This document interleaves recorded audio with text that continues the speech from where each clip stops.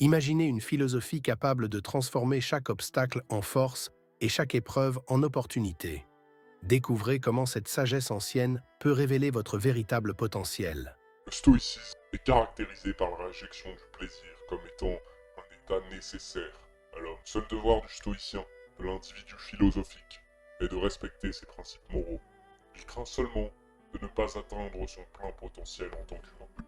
Il y a une seule chose sur laquelle tu as du contrôle, et c'est toi, ta volonté, tes intentions et toi-même. Autrement dit, celui qui est sage est complètement en contrôle de son âme, qui reste vigilant et droit en ses actions, et qui en prend la responsabilité morale complète, et est indifférent à tout le reste. Pas parce qu'il s'en fout des autres, pas parce qu'il s'en fout de la félicité de l'espèce humaine, mais parce qu'il n'a pas le contrôle dessus. Il n'y a pas d'intérêt à s'inquiéter pour le lendemain, étant donné que tu n'as pas le contrôle sur ce qu'il se passera demain. Fais ce qui est correct aujourd'hui, et fais pareil demain, puisque tu ne contrôles pas le jour suivant. Le véritable stoïcien est celui qui s'est libéré de la peur. Il n'a pas la peur de la mort ni de la douleur. Que les autres disent que c'est un idiot. La seule chose qui lui importe, c'est de respecter ses valeurs. La grandeur est l'idée que la vertu suffit. La vertu morale, une âme soignée, qui cherche rationnellement les fins qui sont bonnes pour tous les êtres humains. C'est la conception stoïque de la vertu. La vertu, c'est assez. On n'a pas besoin de richesse, de gratification sexuelle.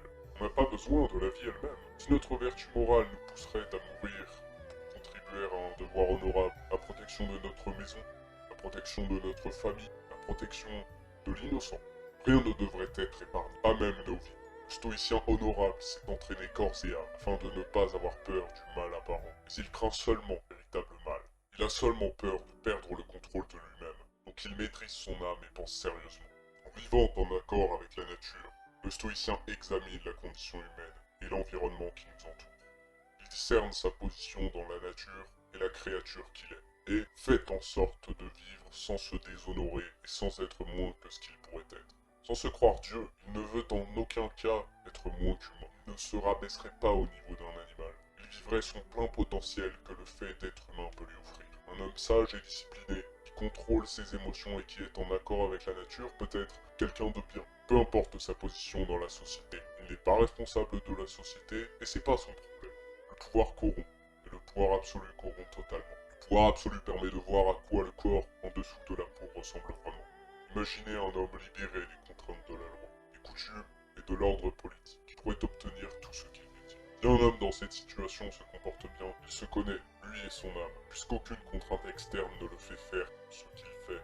Imagine ce que tes désirs, tes émotions et les aspects irrationnels de ton âme souhaitent. Maintenant, imagine que tu peux les avoir. Pense à quelqu'un qui échoue en essayant d'atteindre une vertu impossible.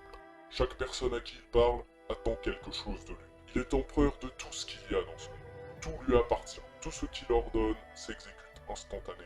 Il a le pouvoir total de décider qui vit ou meurt parmi tous les habitants de la Terre. Et constamment, il essaie de se rappeler, même si les personnes que tu rencontres sont corrompues, malveillantes et dépravées, tu ne dois pas te laisser envahir par la colère, mais d'essayer de leur enseigner et de renforcer leur code moral. Un reproche permanent à l'idée que nous ne pouvons rien changer aux circonstances de la vie humaine. Si tu peux résister aux tentations, même à ce niveau, j'imagine pas où s'arrête le potentiel humain. Chaque stoïque doit se rappeler que chaque vertu qui est accessible à n'importe quel être humain est, par principe, accessible à tous. On a tous une nature rationnelle qui nous permet de contrôler nos sentiments, nos comportements, les liens qu'on entretient avec les autres. Un homme qui fait ce qu'il doit faire, peu importe les circonstances. Il n'a pas peur de mourir, il n'a pas peur de souffrir, il n'a pas peur que l'on se moque de lui.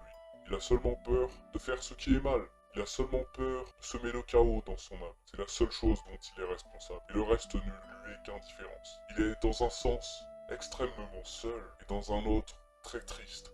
Un homme immensément honorable qui n'a pas d'épaules sur lesquelles se lamenter, qui méprise les pleurs parce qu'il ne voit pas l'intérêt de pleurer. On doit vivre en accord avec la nature. Voici la condition des êtres humains. Ils naissent, il leur arrive des trucs et ils meurent. Arrête de te plaindre, il n'y a rien dont se plaindre, car il y a seulement deux types de choses. Les choses que tu peux contrôler et celles que tu ne peux pas. Bon, Dieu m'a mis dans cette position et j'ai pas demandé cette tâche, mais je peux pas l'abandonner, ce serait abdiquer la responsabilité que j'ai envers les autres. Bientôt, t'auras tout oublié, et bientôt, tout aura oublié. Je vais faire de mon mieux pour constamment respecter mon devoir. Le stoïcien praticien et sage a fait en sorte que sa vie soit en accord avec la nature. Et la nature est universelle et omniprésente. La nature existe partout, à tout instant. Donc le stoïcien est toujours chez lui.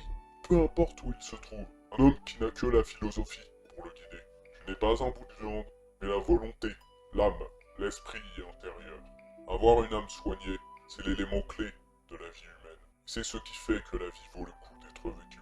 Ne cède pas à la peur, ne cède pas aux réflexions irrationnelles, ne laisse pas ton imagination s'emballer, contrôle tes sentiments, contrôle tes émotions, contrôle cette part de toi qui est toi. Rappelle-toi, tout le monde souffre et tout le monde ne se plaint pas.